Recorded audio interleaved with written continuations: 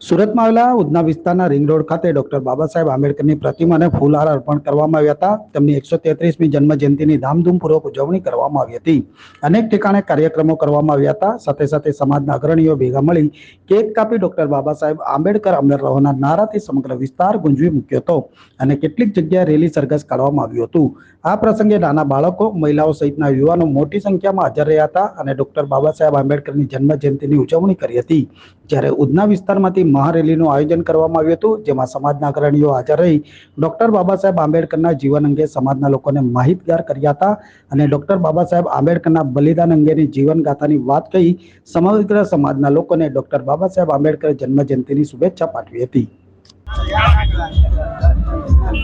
બંધારણના ઘડવૈયા એવા બાબા સાહેબ આંબેડકરે આપણા ભારત દેશ માટે જે બંધારણની રચના કરી અને એને જ લીધે અમારા સૌના માર્ગદર્શક પણ રહ્યા અને આજે એમની જન્મ જયંતિએ આજે આપણે એમને નમન પણ કરીએ અને આ શહેરની અંદર સર્વે લોકો સુખ સંપત્તિથી રહે અને મેળજોડથી આપણે સૌ આગળ વધીએ એવી શુભકામના.